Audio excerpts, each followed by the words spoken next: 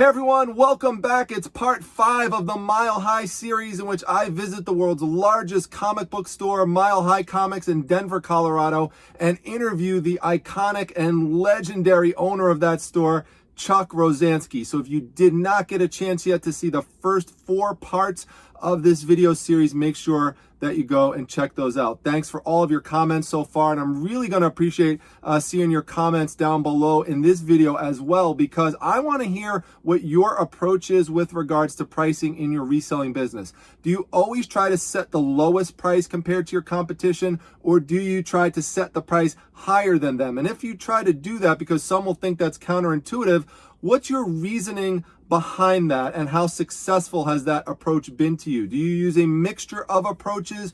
Have you tried an approach in the past that didn't work and now you moved on to something else that's more successful? Let people know that in the comment section, because I want it to be a repository of sorts where people go down and they look and they get a chance to see different types of approaches, and try to mention what platform you're selling on as well, so that will help people as well. Also, if you sometimes have to come up with innovative pricing strategies, innovative types of sales, let us know that as well. You're going to hear Chuck share his strong opinions on this topic in just a moment, as well as an innovative method he used recently to sell comic books that I have never heard of before, and I've purchased comic books all over the place, so it was very interesting to me. So as I've said before, Chuck does have strong opinions, but remember, he's been doing this for 50 years and has the world's largest comic book store, so he has a lot of leeway to say whatever he wants to say about pricing. So let's go back and check out what Chuck has to say on this very important topic.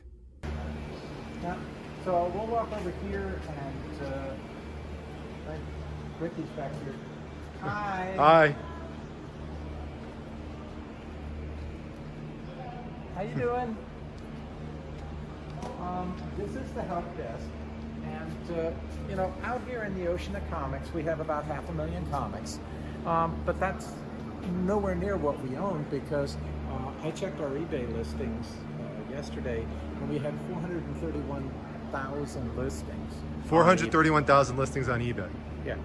So is that the same philosophy with eBay as you have here? Because everyone, or most people watching this are eBay resellers, that you survive on there with that many listings by just based on the mass of it. On mass. That you're just going, but you have that much, you're just gonna sell a chunk of it, a big chunk of it. Right. Well, there's also another thing, and this is, I'm gonna let you in on something we call nickeling. Okay. Okay. You say that a lot of your viewers are eBay resellers. Right. Okay. Yep. Well, there's guys in that community who always want to be a nickel less than everybody else. Okay. Well, bitches, guess what I do? I price them so high that I leave you so much room, okay, that you can nickel me to death and I don't give a shit, because people will still spend enough money with me that I'm still here 50 years later, and I'm still here. Meanwhile, I've watched tens of thousands of nickelers starve to death and go away. Okay, I'm still here. Okay, just saying.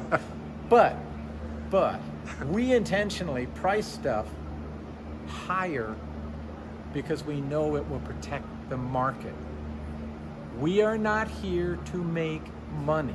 We are here because we want to sustain values and not treat comics as a commodity where everybody will run across town to save a nickel on a loaf of bread or a gallon of gas. Got it. Okay, that's not the business that we're in. This Sure. is collectibles. This is based on scarcity. I mean, I have seen flippers who are such idiots that they do things like, you know, you go to their dollar boxes, or there was one guy who had Sandman 1 through 5 from Vertigo in his independent boxes because he wasn't smart enough to realize that Vertigo was a DC imprint. It's an imprint. Okay, that kind of gross ignorance and indifference, really, Sure. really a great deal of it is indifference, is because they treat the product with contempt. I don't treat my product with contempt. Everything to me has merit, has value to someone, whether it's a little golden book or whether it's, you know, a little tiny PVC or whatever. We're in the collectibles business, and the first rule is price your material so you're showing respect. Because if you price it like it's garbage, people will think it's garbage. And man, people piss me off when they do that. And then they wonder why I'm derisive of them. It's like, well, because you're just a slimy little bloodsucker, and all you're trying to do on my business is come in here and steal scraps from the trough. You're not doing anything to try and enhance values, enhance perceptions, grow the business. But Now, so if you have a, let's just as an example, if you have a comic book that everyone else is, I'm just throw out some basic numbers. Everyone else is pricing at $10, and you price it, I'll say $29.99. I don't know, or $30. Will someone still on eBay come and buy that book even though it's priced, let's say, $20 higher than the others? There's some people, our brand carries a lot of weight. So and there's some people, brand is important. Because I tell people this, that on eBay, is that if you want to try and price it higher, one of the ways you could do that is by developing a brand. So that's real important that you brought that up. Brand is one part of it. Yep. But legitimacy is the other. Yep. We're not going to price something at $30 unless we have some quantifiable, and that's really important, quantifiable data that shows us that that is justified. We're just not just going to randomly mark stuff up just because we can.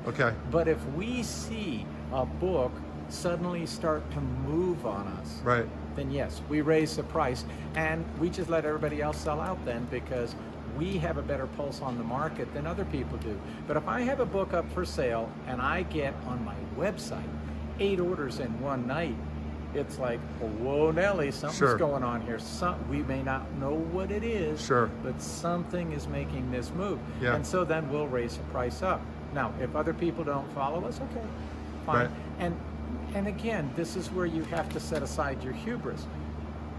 There are moments in time when those kinds of patterns will develop on our website, but they're anomalies. There's actually nothing behind it. It's just circumstance. And so then we go rushing up ahead, and it turns out we're totally wrong. And there are times when we're totally wrong. We then back things back down again. So we're not ashamed to admit when we're wrong. That's also important for people to recognize too. I've done videos where I show, hey, I messed up. I did something wrong. Like, you can't always act like you're perfect or you don't make mistakes in business. You have to admit, and that does help give legitimacy too. One thing I want to ask you is about pricing, is that because we've gone through some things that are expensive, but at the same time, like you can see over here, there's plenty of dollar comics. Oh yeah, I don't have room for any more. It's not like everything in the store is like, you know, untouchable or something like that. No, we want things for every price point. And you know, this year at Christmas we had a huge sale, which probably went too far, but we actually put the whole store on sale at 50 off for the month of December. And it was incredibly popular, but then it hurt our January. So next year we'll probably go back to the buy one, get one philosophy of getting your second item at 50% off rather than straight. But we do discounts in here on major holidays because we want to make it so that the people that are living on a limited budget can still come in here and shop and get good deals, and you know, we work to try and be affordable, but at the same time, we work to try and continually add to the selection. If we diminish the store, we're doing no one any favors. Right. No, totally agree. What's the price for the ocean of, are they all individually priced, the ocean of comic books? Yeah. Okay.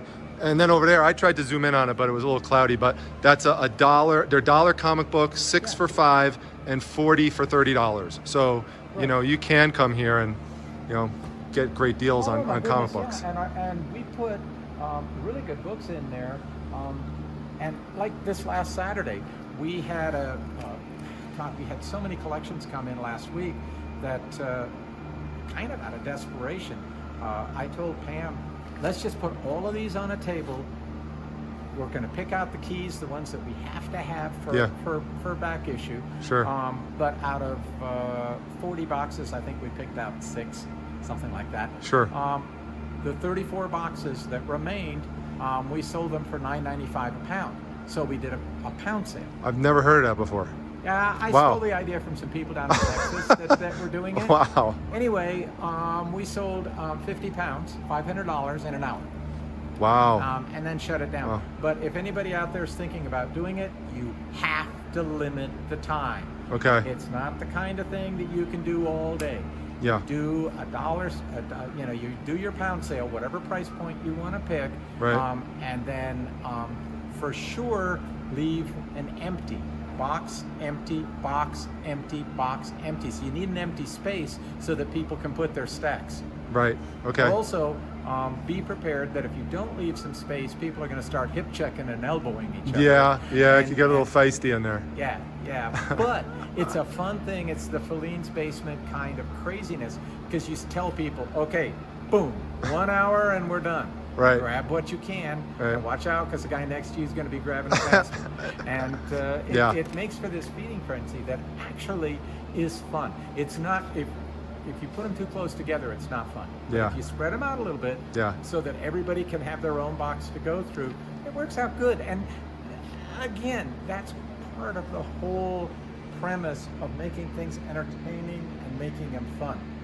All right, well, I hope that you found that discussion on pricing helpful, because I sure did. Remember, though, there are lots of different approaches to pricing, and what works for one business or one person is not necessarily going to be what works for somebody else. It depends on what it is you're selling. Remember, Chuck is focused on comics and collectibles, and so somebody else selling something completely different may need to use a different type of model. Also, it depends on what platform you're selling, and there's lots of other variables that are going to go into it. Do you have a brick and mortar store? Are you selling online? Where online are you selling? What is the general price of your items? There's lots of different factors. But again, let everybody know down below in the comment section if you're comfortable sharing your pricing approach, because I think people could get some good ideas hearing different philosophies and different reasonings behind why you price things the way that you do. And that's one of the things I was trying to bring you in this interview, is just a different approach, maybe something that you didn't hear of before, even though you might not necessarily adopt it and it might not work for you. It's just good to just have different ideas kind of brewing about in the background, because you just never know when you might need to make some type of change in the future with regards to how you operate your business. So it's always good to know what other people are doing that they have had success with. But I'm going to end this video off for now, and there are going to be additional parts of this series coming up, so stay tuned for that. I'm glad to hear from so many of you that you are really enjoying the series, so hopefully you like this one too. If so, make sure you hit the like button, make sure you subscribe to the channel, make sure you hit the bell icon for notifications. The live show will resume this week, Wednesday night at 9 p.m. Eastern Standard Time. I'm going to be interviewing Star Bryson from Flippin' Hippos. We are going to cover flipping plushes, so if you're interested in that topic or want to learn more about it, make sure you set your notifications to come over for that one. Also, make sure you come to my Facebook group, the Facebook Reselling Resource Center, and follow me on Instagram. That's at prime_time_treasure. I'll see you back at the next video, everyone. Take care.